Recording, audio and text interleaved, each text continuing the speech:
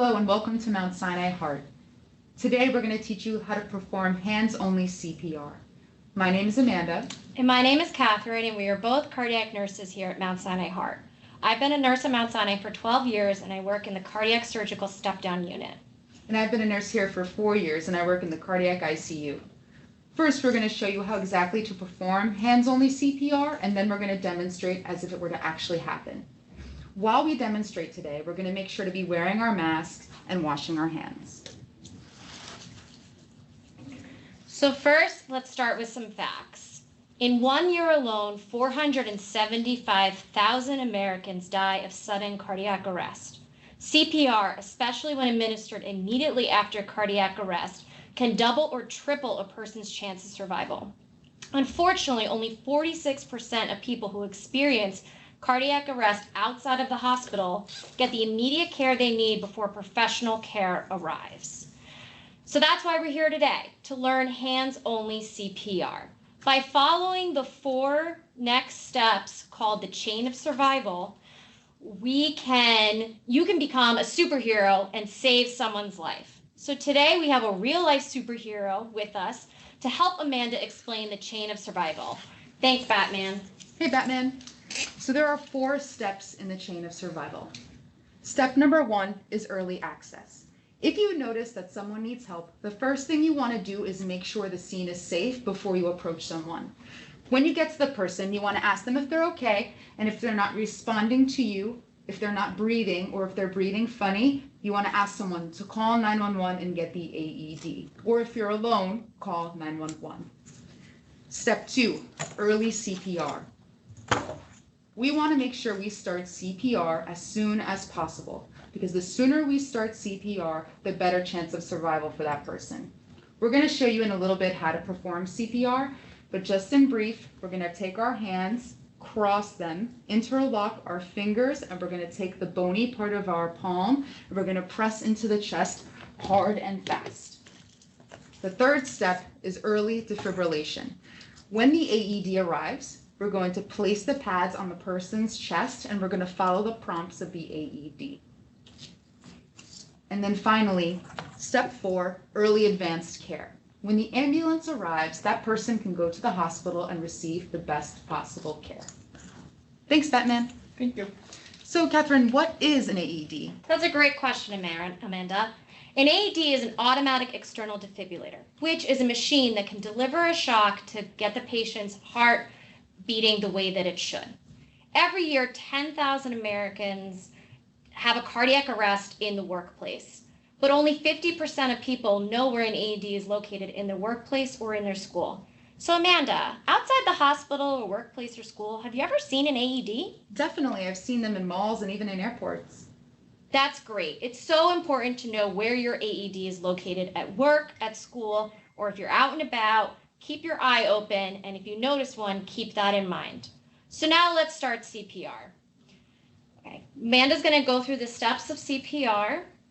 I'm going to show you how to work the defibrillator, and then at the end, we're going to run through it one time as if you saw someone who needed help immediately. So like I said, the first thing you're going to do is make sure that the scene is safe if you notice someone needs help. So you check the scene, make sure it's safe, and you can approach that person and ask them if they're okay. Hello, are you okay? And if you're nudging them and they're not responding to you, if they're not breathing, or if they're breathing funny, immediately ask someone to get the AED and call 911. And if you're alone, call 911 first. Next, early CPR. You want to start CPR as soon as possible. The sooner you start CPR, the better chance of survival for that person.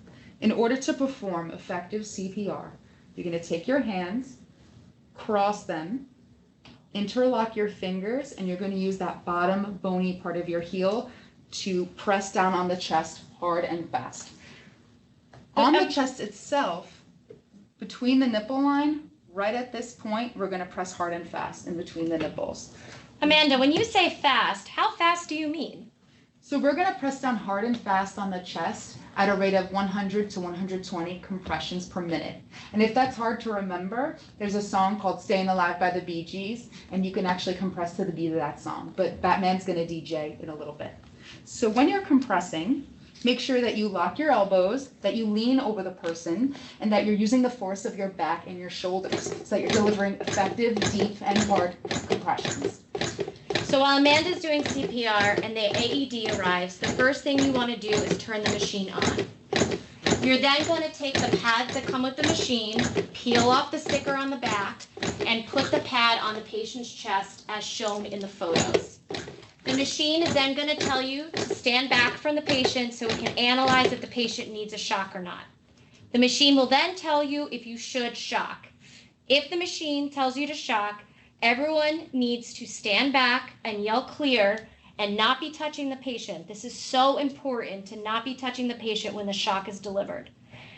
To press the shock, you're going to press the big orange button as prompted by the machine. Once the machine has shocked the patient, Amanda is going to restart CPR.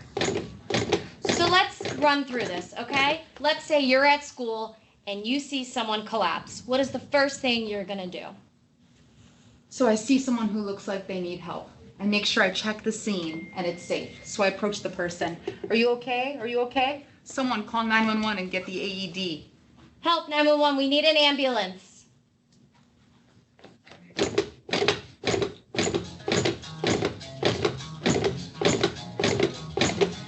As you can see, Amanda is pressing down on the patient's chest to the beat of the song, Staying Alive.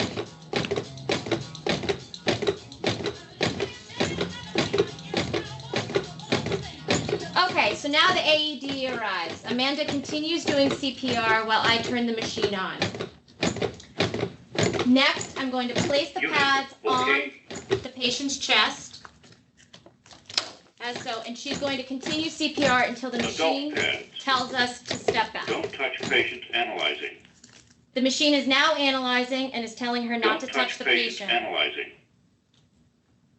Shock advised. So the machine is telling us to shock. So what we're going to do is press the big orange Don't button. touch patient. Everyone stands Shock back, delivered. yells clear, Everyone and the clear. shock is delivered. Amanda is then CPR. going to start CPR again. Push to match the tone. If you are not pressing hard enough, the machine will tell you if you need to press harder. Push harder. As you can see, Good compressions. she will continue CPR for another 2 minutes, and then the machine will analyze the patient again and let you know if you need to shock. And remember, if you get tired and someone else is around you, they can step in and take over CPR the same way Amanda is at any time. Okay. Sounds like the ambulance is here. Thanks, Amanda. You're a real-life superhero. Now the patient can be taken safely to the hospital. So, Batman, what have we learned today? So just to recap, we've learned a Unit few powering things. off. We learned about early CPR and that it's really important to push hard and fast between the nipple line. You want to push at 100 to 120 beats per minute. If you don't remember that, just remember the song Staying Alive.